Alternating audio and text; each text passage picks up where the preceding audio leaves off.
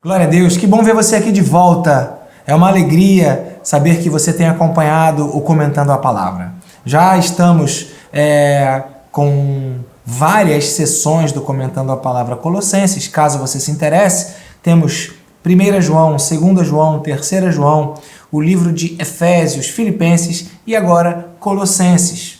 E nós temos a alegria de compartilhar com você a palavra da verdade, a palavra de um Deus que se interessa em dizer quem Ele é para que nós possamos estar vivendo uma vida ao lado dele.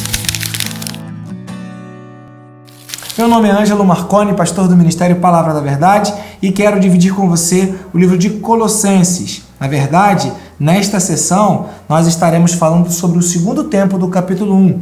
Vamos ler do capítulo 1, verso 13, até o final, capítulo 1, verso 29. Como são muitos versículos, eu não vou ler todos os versículos, apenas o início. Amém? Diz assim, Colossenses, capítulo 1, versículo 13. Pois ele nos resgatou do domínio das trevas e nos transportou para o reino do seu Filho amado, em quem temos a redenção, a saber, o perdão dos pecados.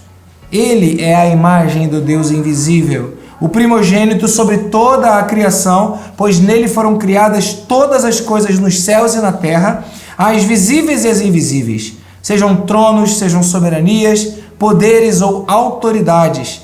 Todas as coisas foram criadas por ele e para ele. Ele é antes de todas as coisas e nele tudo subsiste. Ele é a cabeça do corpo, que é a igreja, e o princípio e o primogênito dentre os mortos, para que em tudo tenha a supremacia. Na sessão passada, falávamos sobre a importância de sermos gratos a Deus pela vida eterna. Na verdade, nós precisamos desenvolver um entendimento de que aqueles que entregaram a sua vida a Jesus Cristo e se converteram ao Evangelho, nós nutrimos em nosso coração um arrependimento. Arrependimento que é proveniente da consciência dos pecados que nós produzimos. E o que é pecado?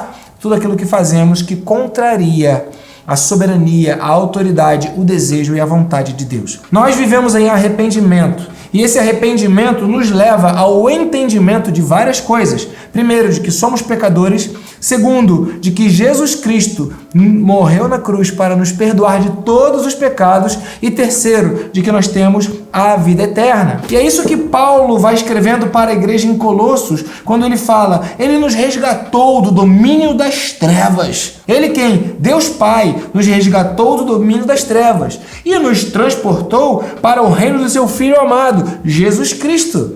Deus trouxe liberdade para que você saísse do domínio das trevas e agora estivesse no domínio de Jesus Cristo. Ou você está sob o domínio das trevas, ou você estará sob o domínio de Jesus Cristo. Eu entrego a minha vida ao Senhor para que eu esteja sob o domínio de Jesus Cristo. E o que é ser dominado por Jesus Cristo? É ouvir, obedecer e viver debaixo de uma consciência de que sou pecador, de que eu devo me arrepender continuamente dos pecados e que Jesus Cristo, Ele me perdoa e me purifica de todo o pecado e de toda a injustiça. Então Deus Pai, Ele me tira do império, me tira do reino, me tira do domínio das trevas e agora ele me coloca no domínio de Jesus Cristo. Por isso que Jesus se apresenta como o cabeça da igreja, o dono de todas as coisas. E é exatamente isso que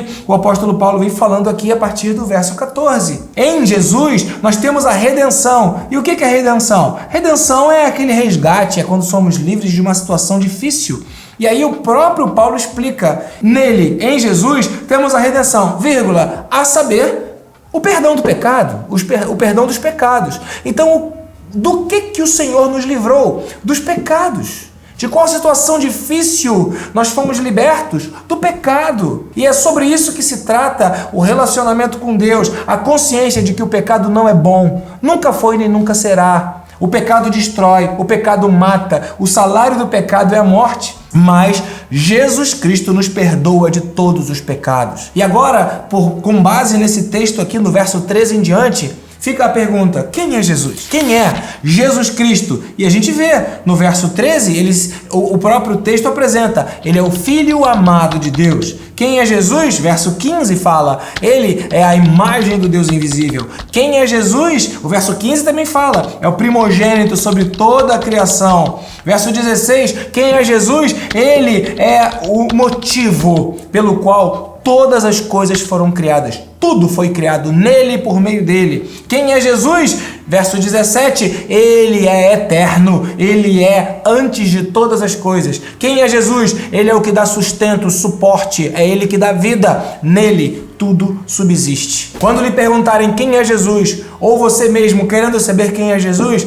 fica aí uma relação dentre muitas outras coisas que poderíamos fazer. Mas com base aqui em Colossenses no capítulo 1, Jesus é o Filho amado de Deus, Jesus é a imagem do Deus invisível, Jesus é o primogênito de sobre toda a criação. A criação toda aconteceu por meio dele e a criação toda sobrevive e subsiste por ele. Ele é eterno. Jesus Cristo, o Filho de Deus amado, para o qual Deus nos transportou do império do domínio do pecado e nos colocou para viver no domínio de Jesus. Eu quero, de boa vontade, ser dominado por Jesus Cristo. Paulo também tinha esse desejo com relação à igreja de Colosso. No versículo 23, aqui de Colossenses capítulo 1, Paulo chega a dizer: não se afaste do evangelho. Não se afaste, não se afaste. Desde que continuem alicerçados, firmes na fé, sem se afastarem da esperança do evangelho. Eu não sei como você está no seu nível de fé, eu não sei como você está no seu relacionamento com Deus,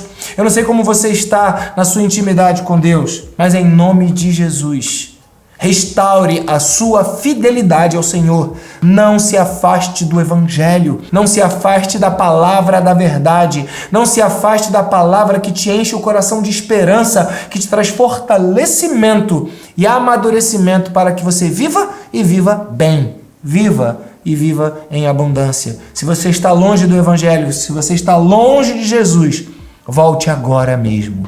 É o seu tempo, é a sua hora, o Senhor não quer você longe dele. E aí a gente vai vendo que no verso 29, o apóstolo Paulo fala: é para isso que eu trabalho. Verso 29, o apóstolo Paulo diz: olha, para isso eu me esforço, lutando conforme a sua força, ou a força de Jesus, que atua poderosamente em mim. O apóstolo Paulo, mesmo preso, mesmo estando sem condições de estar junto com a igreja de Colossos, ele lutava para que as pessoas não se afastassem do evangelho. Epáfras fazia essa conexão e era um instrumento nas mãos de Deus. Tanta gente sendo usada para fazer fofoca, né?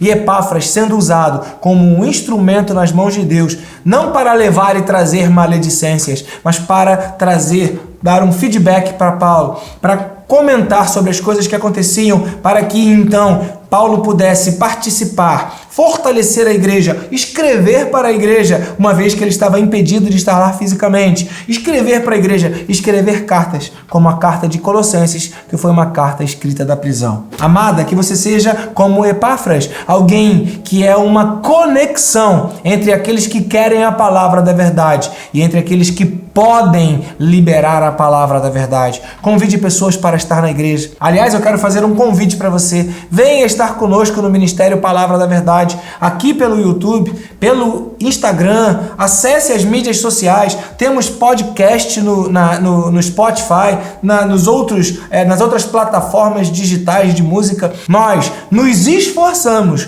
para levar para você a palavra da verdade. Por isso, nós nos identificamos como ministério da palavra da verdade. Amém? Ficamos por aqui. Obrigado porque você tem nos acompanhado. Se você ainda não é inscrito, inscreva-se em nosso canal e fica aqui um convite para que você esteja conosco domingo de 10 da manhã ao meio-dia, culto da manhã, e à noite de 19 horas às 21 horas. Amém? Fica o convite. Ministério Palavra da Verdade.